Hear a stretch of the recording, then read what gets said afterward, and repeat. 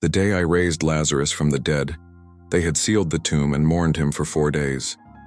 But I called his name, and a lifeless body walked out of the darkness. They had given up all hope. The grave was sealed, and the body had been dead for 4 days. But with just one word, I shattered the finality of death and brought a man back to life. If you are ready to believe in a God who can do the impossible, then subscribe to our channel, like this video, and share this story with someone who needs a miracle.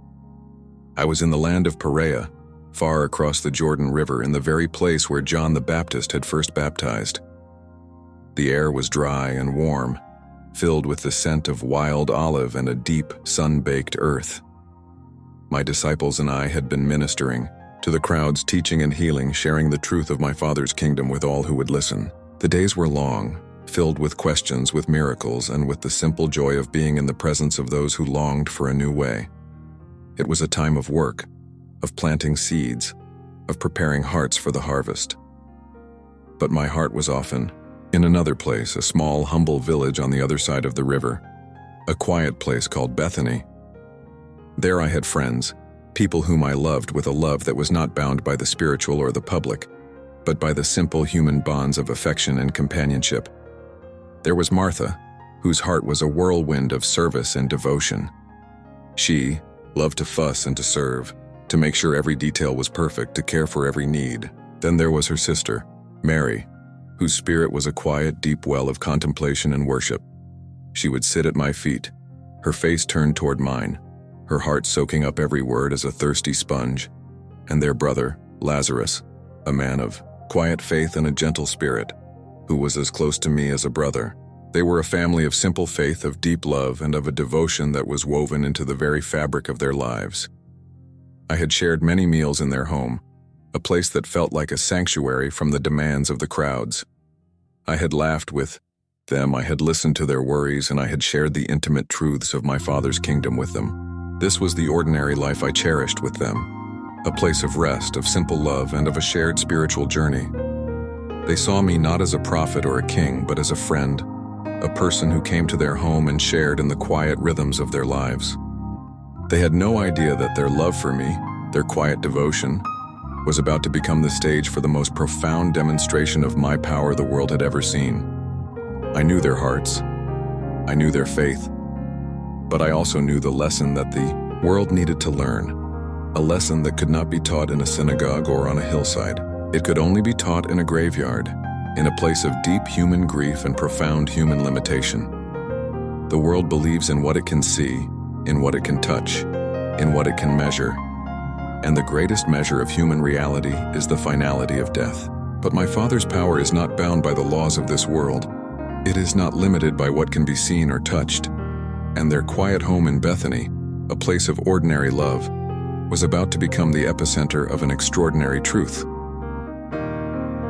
The peaceful rhythm of my days in Perea was broken by the arrival of a messenger, a man who had traveled 100 miles with an urgent and sorrowful message.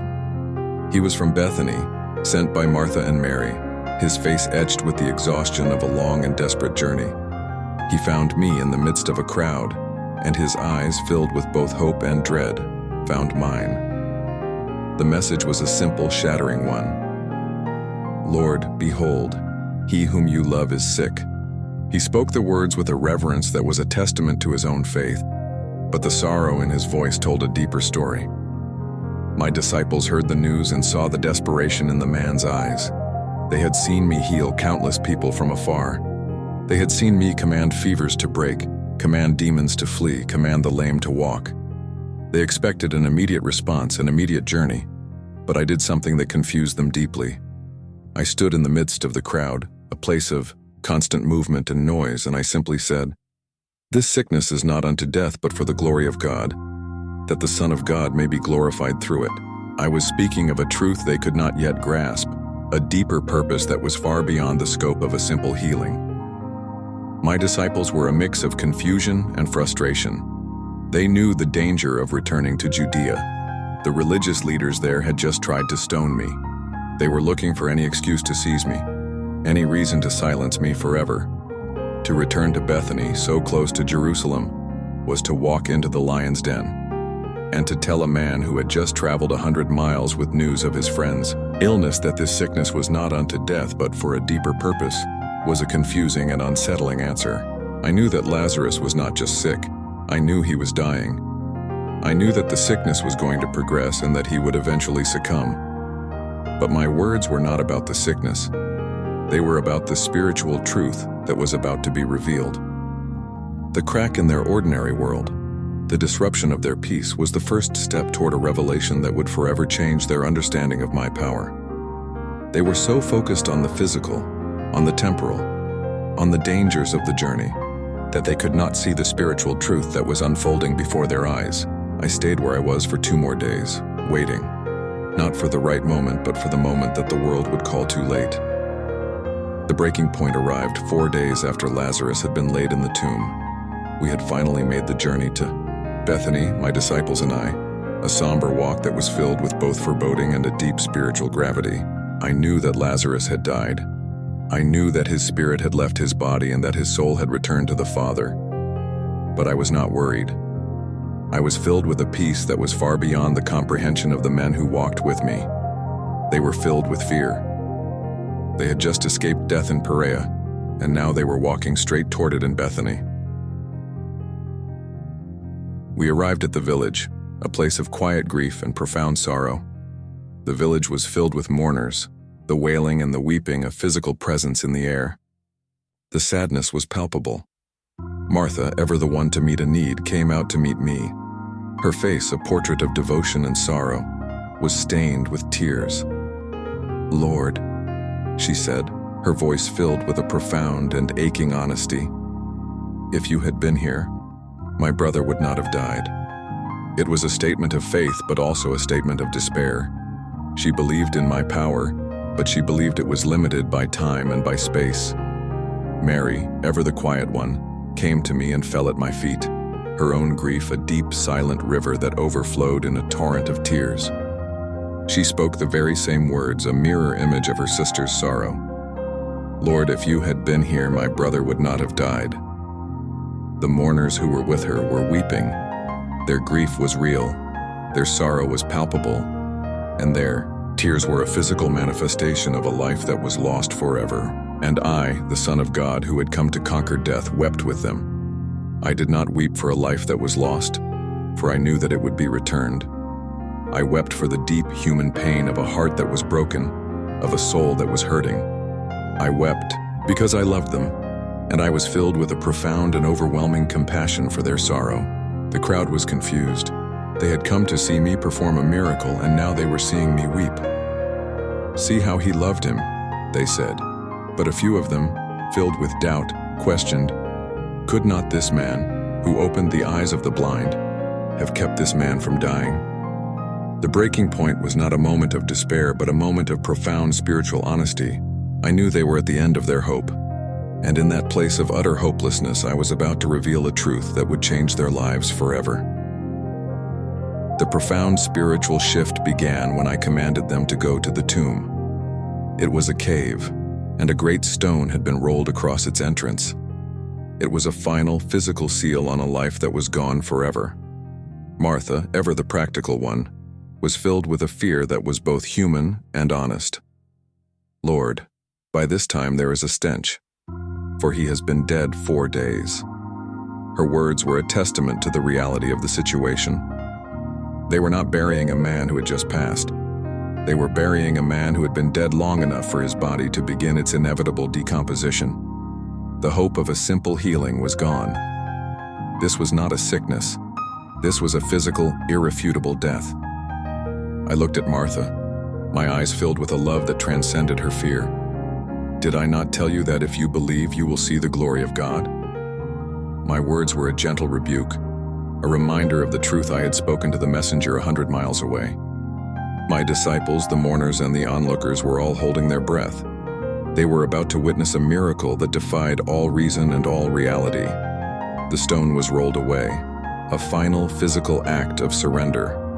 The air was thick with the scent of death, a cold, unmistakable presence that was the ultimate testimony to the finality of a human life.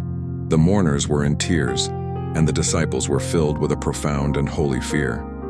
I stood before the tomb, a physical man in the presence of a spiritual truth. I looked to the heavens, and I prayed. It was not a prayer of need, but a prayer of gratitude. Father, I thank you that you have heard me. I know that you always hear me, but because of the people standing around, I said it, so that they may believe that you sent me. I was not just speaking to my Father. I was speaking to the hearts of every person who was present that day. I was speaking to the hearts of every person who would hear this story for generations to come.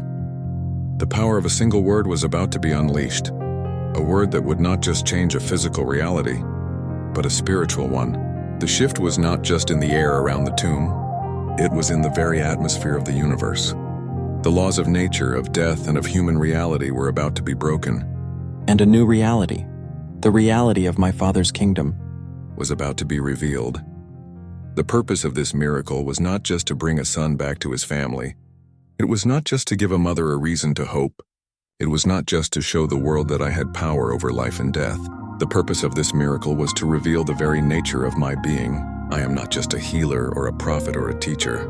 I am the resurrection and the life. This miracle was a living, breathing sermon on the truth that I am the one who holds the keys of death and Hades. I am the one who can command the dead to rise. I am the one who can change the very laws of the universe with a single word. The crowd stood there, their hearts filled with both hope and dread. They had seen my miracles before, but they had never seen one like this. They had seen me heal the sick and cast out demons, but they had never seen me command a man who had been dead for 4 days to rise from his grave. The purpose of this miracle was to reveal that there is no power on earth or in heaven that can stand against me. I looked into the darkness of the tomb, a silent, cold place of death and despair, and I spoke, my voice filled with an authority that was not human but divine. It was a voice that had spoken the world into being. It was a voice that had commanded the light to appear from the darkness. It was a voice that had created life where there was none. And I said with a quiet, unyielding power, "Lazarus, come out." The words were a command, a promise, a revelation. They were a hammer blow to the very foundation of death itself. They were not a request. They were an order. And then, in the darkness, there was a sound. A shuffling, a stirring, a slow, deliberate movement. The crowd gasped. The mourners fell silent. The disciples were filled with a holy and righteous fear. And a man, wrapped in grave clothes, walked out of the darkness and into the light. Lazarus, who had been dead for 4 days, was alive. His purpose was not just to live again, but to be a living, breathing testament to the power of a God who had conquered death. The closing impact of this miracle was not just in the joy of a family reunited or in the astonishment of a crowd that had just witnessed the impossible. It was a ripple that was sent through the very heart of the universe. The news of the miracle traveled quickly, and the religious leaders who had already tried to kill me were now filled with a terror that was far greater than their fear of the crowds. They saw the miracle not as a blessing but as a threat. They knew that if I was not stopped, the whole world would follow me and they would lose their power forever. And so the day I raised Lazarus from the dead became the very reason they would seek to put me to death. But the closing impact of this story is not in my death. It is in my resurrection. This miracle was a prefiguration of the ultimate miracle that would take place on the cross. It was a sign, a promise, a revelation. It was a living testament to the truth that my death would not be the end, but the beginning. It was a promise that a life lost would be found again, that a body laid to rest would rise again, and that the grave would not have the final say. So, as I look upon you, my children, I see your own graves, the graves of your past, the graves of your sins, the graves of your broken hopes and your lost dreams. And I tell you now in this moment that I am the resurrection and the life. Your burdens, your sorrows, your fears, they do not have to be the end of your story. I am speaking a word to you now, a word of life, a word of hope, a word of resurrection. Do not wait for me to come to you.